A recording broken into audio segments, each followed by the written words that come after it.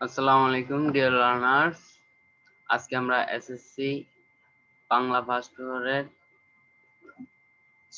একটা গুরুত্বপূর্ণ গল্প সুবা নিয়ে আলোচনা করব। তো আমরা শুরু করি। মেয়েটির নাম যখন সুবাসিনী রাখা হইয়াছিল তখন কে জানিত সে বোবা হইবে। তাহার দুটি বড় বোনকে সুকেশিনী ও সুহাসিনী নাম দেওয়া হইয়াছিল। তাই মিলের অনুরোধে তাহার বাপ ছোট মেয়েটির নাম সুবাসিনী রাখে। এখন সকলে তাহাকে সংক্ষেপে সুবা বলে। মেয়েটি জন্ম যখন করে তখন কেউ তো জানতো না যে সে মেয়েটি বোবা, কিন্তু তার বাপ তার বড় দুই বোন সুকেশিনী ও সুহাসিনী নামের মিলের সাথে তার নামটাকে সুবাসিনী রেখেছিল। এখন সকলে তাকে সুবা বলে।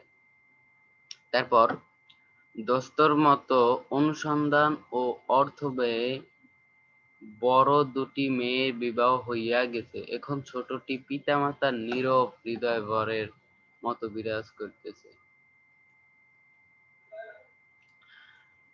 মানে তার বড় যে দুই বোন, সেই দুই বোনের বিবাহ হইয়া গেছে। এখন সে একাই তার মা বাবার কাছে রয়েছে এবং সে এখন মা বাবার মনের ভিতরে একটা হৃদয় ভারের মতো, যে কখন যায় কখন কি হইবে, বিবাহ দিতে পারতেছে না, এরকম একটা। যে কথা কয় না সে যে অনুভব করে ইহা সকলের মনে হয় না। যে কথা বলে না সে আবার অনুভব করে কিভাবে, এটা মনে হয় না সকলের। এই জন্য তাহার সাক্ষাতেই সকলে তাহার ভবিষ্যৎ সম্বন্ধে দুশ্চিন্তা প্রকাশ করিত। সে যে বিধাতার অভিশাপ স্বরূপে তাহার পিতৃগৃহে আসিয়া জন্মগ্রহণ করিয়াছে, এ কথা সে শিশুকাল হইতে বুঝিয়া লইয়াছিল। তাহার ফল এই হইয়াছিল, সাধারণের দৃষ্টিপথ হইতে সে আপনাকে গোপন করিয়া রাখিতে সর্বদাই চেষ্টা করিত। মনে করিত আমাকে সবাই ভুলিলে বাঁচি, কিন্তু বেদনা কি কেউ কখনো ভোলে? পিতামাতার মনে সে সর্বদাই জাগরুক ছিল। মানে সে যখন ছোটবেলা থেকে জন্মগ্রহণ করার পর থেকেই সে বুঝতে পারলো যে তাকে আল্লাহ তাআলা একটা অভিশাপ রূপে তার পিতৃগৃহে আর কি পাঠাইছে। তাই সে আর কি মুখ লুকাইয়া থাকতে চাইতো এবং চাইতো যে সকলে যেন তাকে ভুলিয়া যায়। আসলে দুঃখের ব্যাপার আর বেদনা যেগুলা সেগুলো তো ভোলা যায় না। তাই সে তার পিতামাতার মনে সর্বদাই জাগরুক ছিল। এরকম হতে পারে প্রশ্ন যে পিতামাতার মনে সে সর্বদাই জাগরুক ছিল কেন? কারণ সে হচ্ছে যে বেদনা, পিতামাতার জন্য একটা বেদনা আসে, এই জন্য। আর বেদনা কখনো কি বলা যায় না, তাই সে তার পিতামাতার মনে সর্বদাই জাগরুক ছিল। ওকে দেন, বিশেষত তাহার মা তাহাকে নিজের একটা ত্রুটি স্বরূপ দেখিতেন। কেননা মাতা পুত্র অপেক্ষা কন্যাকে নিজের অংশরূপে দেখেন। কন্যার কোনো অসম্পূর্ণতা দেখিলে সেটা যেন বিশেষ রূপে নিজের লজ্জার কারণ বলিয়া মনে করেন। বরঞ্চ কন্যার পিতা বাণীকণ্ঠ সুভাকে তাহার অন্য মেয়েদের অপেক্ষা যেন একটু বেশি ভালোবাসিতেন। কিন্তু মাতা তাহাকে নিজের গর্বের কলঙ্ক জ্ঞান করিয়া তাহার প্রতি বড় বিরক্ত ছিলেন। সুভার কথা ছিল না, কিন্তু তাহার সুদীর্ঘ পল্লব বিশিষ্ট বড় বড় দুটি কালো চোখ ছিল এবং তাহার ওষ্ঠাধর ভাবের আভাস মাত্র কচি কিশলয়ের মতো কাঁপিয়া উঠিত। কেন এখানে বলল যে তার মা তাকে একটি গর্বের আর কি কলঙ্ক স্বরূপ দেখিত, কারণ মা তারা আর কি, ছেলেদের পুত্র সন্তানের চেয়ে মেয়ে সন্তান বা কন্যা সন্তানকে নিজেদের বলে আর কি অংশ হিসেবে বেশি মনে করে। এজন্য সে বোবা, এই কারণে তার মা তার গর্বের কলঙ্ক হিসেবে তাকে আর কি ভেবে নিয়েছে। কথায় আমরা যে ভাব প্রকাশ করি সেটা আমাদিগকে অনেকটা নিজের চেষ্টায় গড়িয়া লইতে হয়। কতটা তর্জমা করার মতো সকল সময়ে ঠিক হয় না। ক্ষমতার অভাবে অনেক সময় ভুলও হয়, কিন্তু কালো চোখকে কিছু তর্জমা করিতে হয় না। মন আপনি তাহার উপরে ছায়া ফেলে, ভাব আপনি তাহার উপরে কখনো প্রসারিত, কখনো মুদিত হয়, কখনো উজ্জ্বল ভাবে জ্বলিয়া ওঠে, কখনো স্নান ভাবে নিভিয়া আসে। মানে আমরা যারা কথা বলি তাদের এক্সপিরিয়েন্স থাকা লাগে। আমাদের কথা সবসময় সঠিক হয় না, কিন্তু যারা কথা বলতে পারে না তারা তো মন ধরে কথা বলে, তাদের মন কখনো জ্বলে ওঠে আবার কখনো নিভে যায়, এরকম ভাষার। কখনো অস্তমান চন্দ্রের মতো অনিমেষ ভাবে চাহিয়া থাকে, কখনো দ্রুত চঞ্চল বিদ্যুতের মতো দিক বিদিকে ঠিক হইয়া ওঠে। মুখের ভাব বই আজন্মকাল, যাহার অন্য ভাষা নাই, তাহার চোখের ভাষা অসীম উদার এবং অতল স্পর্শ গভীর। অনেকটা স্বচ্ছ আকাশের মতো উদয়স্ত এবং ছায়ালোকের নিস্তব্ধ রঙ্গভূমি। এই বাক্যহীন মানুষের মধ্যে বৃহৎ প্রকৃতির মতো একটা বিজন মহত্ত্ব আছে। এই জন্য সাধারণ বালক বালিকারা তাহাকে এক প্রকার ভয় করিত, তাহার সাথে খেলা করিত না। সে নির্জন বিপ্রহের মতো শব্দহীন, সঙ্গীহীন। সে যেহেতু বোবা, তাই অন্য যেসব বালক বালিকা ছিল তারা তাকে ভয় করত এবং এজন্য সে সঙ্গীহীন ছিল, একা থাকতো। গ্রামের নাম চণ্ডীপুর। তাহলে এখানে একটা প্রশ্ন হতে পারে যে সুবাদের গ্রামের নাম কি? চণ্ডীপুর। নদীটি বাংলাদেশের একটি ছোট নদী, গৃহস্থ ঘরের মেয়েটির মতো। বহুদূর পর্যন্ত তাহার প্রসার নহে, নিরলসা তন্বী নদীটি আপন কুল রক্ষা করিয়া কাজ করিয়া যায়। দুই ধারের গ্রামের সকলেরই সঙ্গে তাহার জন্য একটা না একটা সম্পর্ক আছে। দুই ধারে লোকালয় এবং তরুচ্ছায়াঘন উচ্চতট, নিম্নতল দিয়া গ্রাম লক্ষ্মী স্রোতস্বিনী আত্মবিস্মৃত দ্রুত পদক্ষেপে প্রফুল্ল হৃদয়ে আপনার অসংখ্য কল্যাণ কার্যে চলিয়াছে। এখানে কবি প্রকৃতির নাকি একটা উদাহরণ দিয়েছে, যেমন নদী, একটা নদী তাদের গ্রামের চণ্ডী আর কি, গ্রামের নাম হচ্ছে চণ্ডীপুর এবং নদী। আর নদীর সাথে যেহেতু দুই পাশেই আর কি নদীর দুইটা কোল থাকে এবং এই নদীর দুই পাশে দুইটা গ্রাম ছিল, আর এজন্য নদীর সাথে দুইটা গ্রামের একটা সম্পর্ক ছিল। বাণীকণ্ঠের ঘর নদীর একেবারেই উপরে। তাহার বাখারির বেড়া, আটচালা, গোয়ালঘর, ডেকিশালা, খড়ের স্তূপ, তেঁতুলতলা, আম কাঁঠাল এবং কলার বাগান নৌকাবাহী মাত্রেরই এর দৃষ্টি আকর্ষণ করে। এই গার্হস্থ্য সচ্ছলতার মধ্যে বোবা মেয়েটি কাহার নজরে পড়ে কিনা জানি না, কিন্তু কাজকর্মে যখনই অবসর পায় তখনই সে এই নদীর তীরে আসিয়া বসে। পানিকণ্ঠের নদী বাসা নদীর একটু উপরেই। তো যখন সুবা সময় পায়, অবসর সময় পায়, তখন সে এখানে এসে বসে। প্রকৃতি যেন তাহার ভাষার অভাব পূরণ করিয়া দেয়, যেন তাহার হইয়া কথা কয়। নদীর কলধ্বনি, লোকের কোলাহল, মাঝির গান, পাখির ডাক, তরুর মর্মর সমস্ত মিশিয়ে চারিদিকের চলাফেরা আন্দোলন কম্পনের সহিত এক হইয়া সমুদ্রের তরঙ্গরাশির ন্যায় বালিকার চিরনিস্তব্ধ হৃদয় উপকূলের নিকটে আসিয়া ভাঙ্গিয়া পড়ে। প্রকৃতির এই বিবিধ শব্দ এবং বিচিত্র গতি ইহাও বোবার ভাষা। বড় বড় চক্ষু পল্লব বিশিষ্ট সুবার যে ভাষা, তাহারই একটা বিশ্বব্যাপী বিস্তার। জিল্লিরপূর্ণ তৃণভূমি হইতে শব্দাতীত নক্ষত্রলোক পর্যন্ত কেবল ইঙ্গিত, ভঙ্গি, সঙ্গীত, ক্রন্দন এবং দীর্ঘ নিঃশ্বাস। দেখুন, সুবা বোবা, কিন্তু প্রকৃতিটা, সে যে কথা বলতে পারে না, প্রকৃতি তার কথা পূরণ করে দেয়, তার মনের আশা পূরণ করে দেয়। নদীর কলধ্বনি, পাখির গান, মাঝির গান, পাখির ডাক, তরুর মর্মর, এগুলো সব তার মনের ভাষাকে মনে হচ্ছে যে তার সাথে এরাই কথা বলে। এবং মধ্যাহ্নে যখন মাঝিরা জেলেরা খাইতে যাইত, গৃহস্থেরা ঘুমাইত, পাখিরা ডাকিত না, খেয়া নৌকা বন্ধ থাকিত, স্বজন জগৎ সমস্ত কাজকর্মের মাঝখানে সহসা থামিয়া গিয়া ভয়ানক বিজন মূর্তি ধারণ করিত, তখন রুদ্র মহাকাশের তলে কেবল একটি বোবা প্রকৃতি এবং একটি বোবা মেয়ে মুখোমুখি চুপ করিয়া বসিয়া থাকিত। একজন সুবিস্তীর্ণ রৌদ্রে, আরেকজন ক্ষুদ্র তরুচ্ছায়া।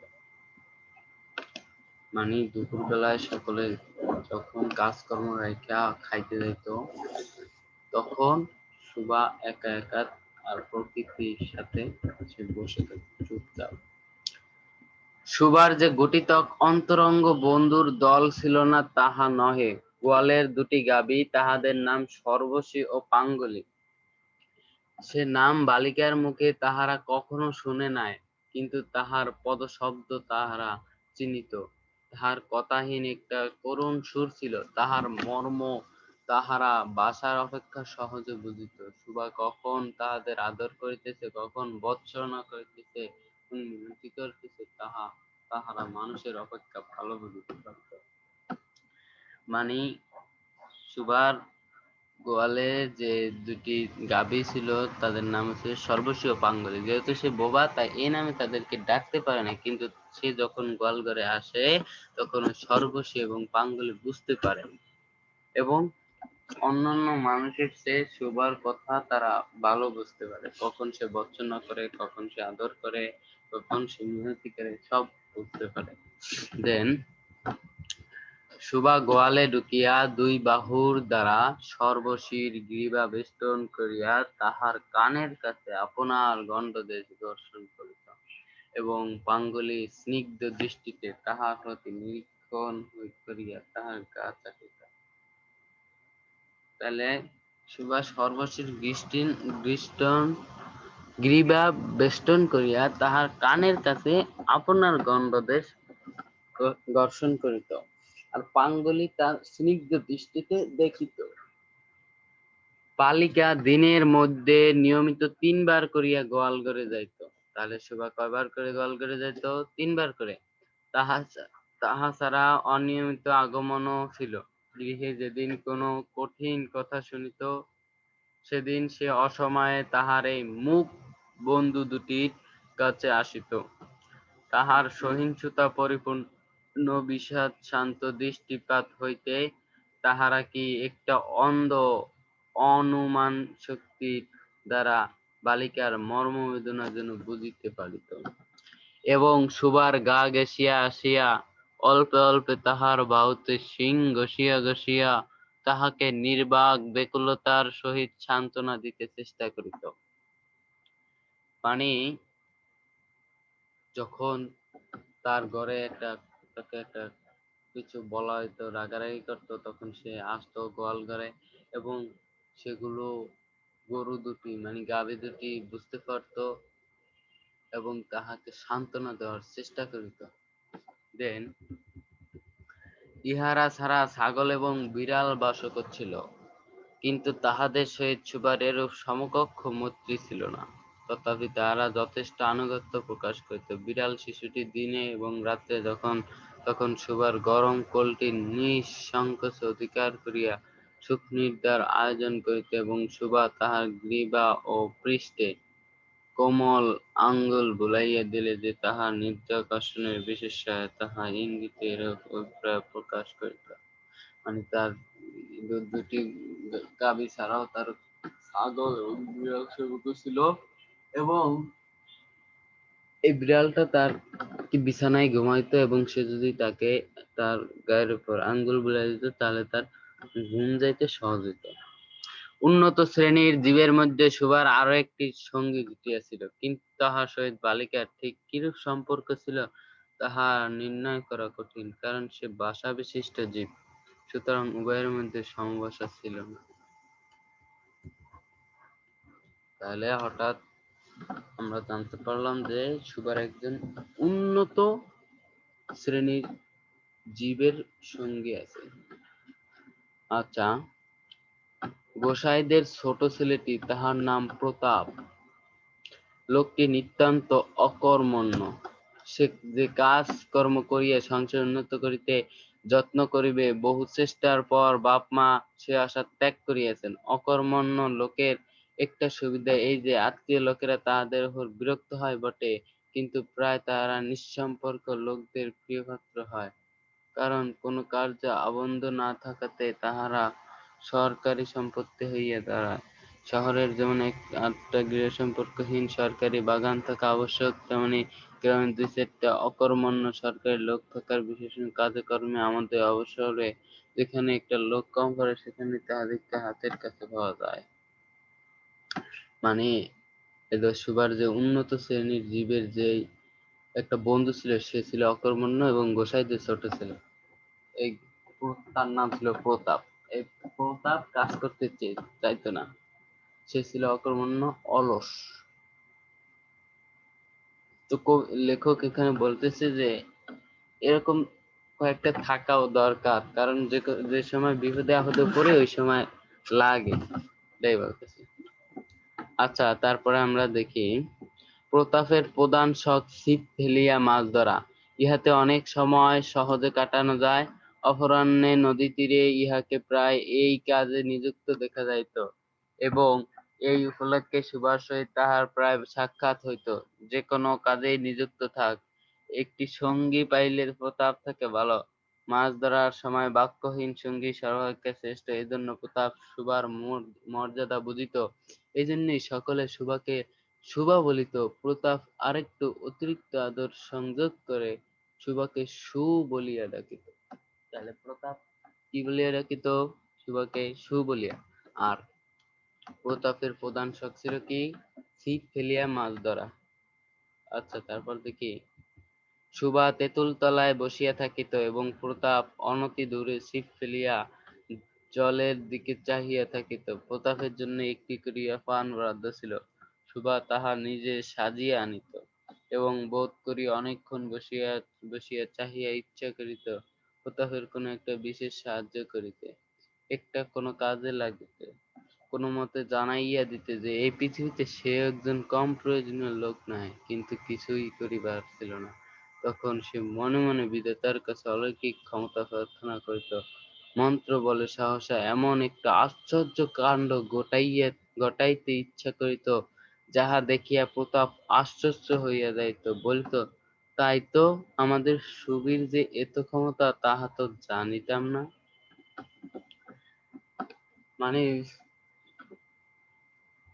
সুভা পান আনিত, প্রতাপ তা খাইত এবং জলে ছিপ ফেলাইত এবং বইসা থাকতো। তখন সুভা চাইতো যে তার কোনো কাজ করে দিতে, কিন্তু তা পারতো না। তখন সে মন্ত্র শক্তি প্রার্থনা করতো বিধাতার কাছে, যে সে এমন একটা কাজ করবে যা দেখিয়া প্রতাপ বলবে, তাই তো, আমাদের সুবীর যে এত ক্ষমতা তাহা তো জানিতাম না।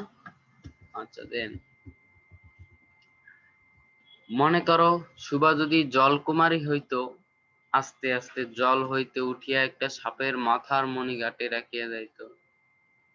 প্রতাপ তাহার তুচ্ছ মাছ ধরা রাখিয়া সেই মণিকে লইয়া জলে ডুব মারিত এবং পাতালে গিয়া দেখিত রূপার অট্টালিকায় সোনার পালঙ্কে কে বসিয়া? আমাদের বাণীকণ্ঠের ঘরের সেই বোবা মেয়ে সু, আমাদের সেই সু, সেই মণিদীপ্ত গভীর নিস্তব্ধ পাতালপুরীর একমাত্র রাজকন্যা। তাহা কি হইতে পারিত না? তাহা কি এতই অসম্ভব? আসলে কিছুই অসম্ভব নয়, কিন্তু তবুও সু প্রজাশূন্য পাতালের রাজবংশে না জন্মিয়া বাণীকণ্ঠের ঘরে আসিয়া জন্মিয়াছে, এবং গোসাইদের ছেলে প্রতাপকে কিছুতেই আশ্চর্য করিতে পারিতেছে না। মানে এখানে সুবার ইচ্ছা হচ্ছে যে সে জলকুমারী হইবে এবং পানিতে ডুব দিয়ে সে পানি থেকে একটা হচ্ছে সাপের মণি এনে গাঁটলায় রাখবে, এবং তা দেখিয়া প্রতাপ ওই তুচ্ছ মাছ ধরা দিয়ে তার ওই সাপের মণি নিয়ে সে ডুব দিবে এবং ডুব দিয়ে দেখবে যে সোনার অট্টালিকায় একটা রাজকন্যা বসে আছে। সে কে? সে হচ্ছে বাণীকণ্ঠের মেয়ে সুবা। কিন্তু এই আশ্চর্য করিতে পারিতেছে না, কারণ সে ওই প্রজা শূন্য সে রাজ্যে জন্মগ্রহণ না করে সে যে বাণীকণ্ঠে ঘরে জন্মগ্রহণ করেছে। সুভার বয়স ক্রমেই বাড়িয়া উঠিতেছে, ক্রমে সে যেন আপনাকে আপনি অনুভব করিতে পারিতেছে, আপনাকে আপনি অনুভব করিতে পারিতেছে, যেন কোন একটি পূর্ণিমা তিথিতে কোন একটা সমুদ্র হইতে একটা জোয়ারের স্রোত আসিয়া তাহার অন্তররত্নাকে এক নূতন অনির্বচনীয় চেতনা শক্তিতে পরিপূর্ণ করিয়া তুলিতেছে। সে আপনাকে আপনি দেখিতেছে, ভাবিতেছে, প্রশ্ন করিতেছে এবং বুঝিতে পারিতেছে না। এগুলো হচ্ছে যেহেতু সুবার বয়স ক্রমেই বাড়তেছে এজন্য। গভীর পূর্ণিমা রাত্রে সে একদিন ধীরে শয়ন গৃহের দ্বার খুলিয়া ভয়ে ভয়ে মুখ বাড়াইয়া বাহিরের দিকে চাহিয়া দেখে পূর্ণিমা প্রকৃতি ও সুবার মতো একাকিনী সুপ্ত জগতের উপর জাগিয়া বসিয়া দৈবনের রহস্যে পুলকে বিষাদে অসীম নির্জনতার একেবারে শেষ সীমা পর্যন্ত এমনকি তাহা অতিক্রম করিয়াও দম থম করিতেছে, একটি কথা কহিতে পারিতেছে না। এই নিস্তব্ধ বিকুল প্রকৃতির প্রান্তে একটি নিস্তব্ধ বিকুল বালিকা দাঁড়াইয়া গভীর রাতে শয়নগৃহে দ্বার খুলিয়া শুইতেছে এবং দেখিতেছে যে সুপ্ত জগতের উপর একাকিনীও সে জাগিয়া রয়েছে, কিন্তু তারা কোনো কথা বলতে পারিতেছে না। এদিকে কন্যা ভারগ্রস্ত পিতামাতা চিন্তিত হইয়া উঠিয়াছে, লোকেও নিন্দা আরম্ভ করিয়াছে, এমনকি একঘরে করিবে এমন জনরব শুনিয়া যায়। বাণীকণ্ঠের সচ্ছল অবস্থা দুই বেলাই মাছ ভাত খায়, এজন্য তাহার শত্রু ছিল। তাহলে পিতামাতার ওদিক দিয়ে মাথায় টেনশন, লোকে নিন্দা করতেছে এবং বাণীকণ্ঠ আর কি প্রতিদিন ভালোই চলতে আছে, সচ্ছল ছিল, তিনি দৈনিক দুই বেলায় মাছ ভাত খেতে পারত, এরকম একটা অবস্থা। তাই তার শত্রুও ছিল। স্ত্রী পুরুষে বিস্তর পরামর্শ হইল, কিছুদিনের মতো বাণী বিদেশে গেল, অবশেষে ফিরিয়া আসিয়া কহিল, চলো কলিকাতায় যাই। চলো। বাণীকণ্ঠ মানে সুভার পিতা গেল কোথায়? কলকাতায়, এবং তারপর আসিয়া বলল, চলো কলকাতায় চলো। বিদেশ যাত্রার উদ্যোগ হইতে লাগিল। কুয়াশা ঢাকা প্রভাতের মতো সুভার সমস্ত হৃদয় অশ্রু বাষ্পে একেবারে ভরিয়া গেল। একটা অনির্দিষ্ট আশঙ্কা বসে, সে কিছুদিন হইতে ক্রমাগত নির্বাক যন্ত্রের মতো তাহার বাপ মায়ের সঙ্গে সঙ্গে ফিরিত। ডাগর চক্ষু মেলিয়া তাহাদের মুখের দিকে চাহিয়া কি একটা বুঝিতেছে, কিন্তু তাহারা কিছুই বুঝাইয়া বলিতেন না। সে যেহেতু বিদেশ যাচ্ছে তাই তার মন খারাপ এবং কিছু বুঝাইতে পারছে না। ইতিমধ্যে একদিন অপরাহ্নে ছিপ ফেলিয়া প্রতাপ হাসিয়া কহিল, কিরে সুখ, তোর নাকি বর পাওয়া গেছে, তুই বিয়ে করতে যাচ্ছিস, দেখিস আমাদের ভুলিস নে। বলিয়া আবার মাছের দিকে মনোযোগ করিল। মর্মবিদ্ধ হরিণী বেদের দিকে যেমন করিয়া তাকায়, নীরবে বলিতে থাকে, আমি তোমার কাছে কি দোষ করিয়াছিলাম? সুভা তেমনি করিয়া প্রতাপের দিকে চাহিল।